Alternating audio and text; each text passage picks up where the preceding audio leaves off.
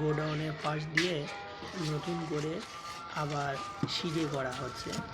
এটা হলো মিস্ত্রি সুন্দর পরিবেশে কাজ করতেছে।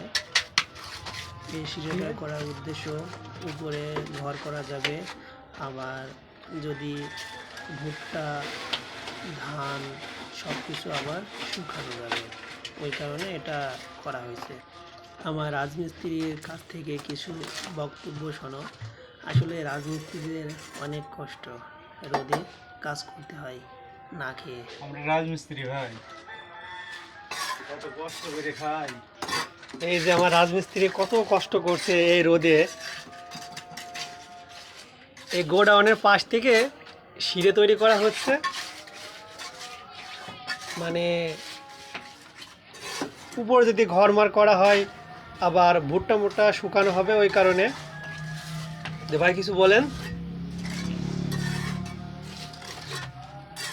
আমি হ্যাঁ কিছু বলবো? বলেন। আর ভাই আমরা রাজমিস্ত্রি সারাদিন কামলা খেটে খাই, তারপরে টাকা সময় মতো পাই না, আবার খাইতেও দেয় না। এমন কষ্ট আর যেন কেউ না করে ভাই। যাই হোক, অন্তত আপনারা রাজমিস্ত্রি কাজটা করবেন না। আপনি রাজমিস্ত্রি কাজ করলে কিন্তু অনেক পরিশ্রম করা লাগে। এদেরকে জোন হাজিরা বেশি দেওয়া হয়, তাও কিন্তু এদের খাতি দেওয়া হয় না। সেই সকাল 6টার সময় আসছে, কি পরিশ্রম করছে দেখেন।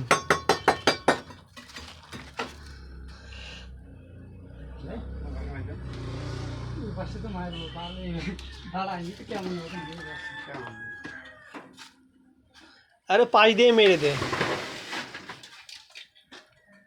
গুড। আমার শেষ আশা করি ওখানে মশলা মাখাচ্ছে নাকি? ক্যামেরা নিয়ে চলে যাও, মশলা নিয়ে চলে যাও, ক্যামেরা মশলা মান নিয়ে চলে যাবো।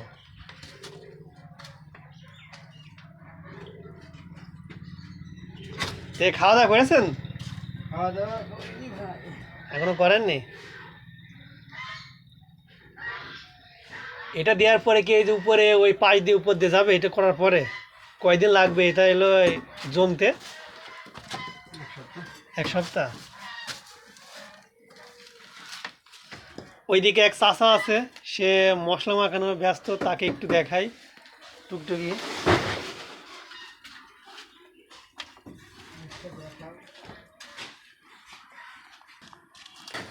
পানি লাগবে না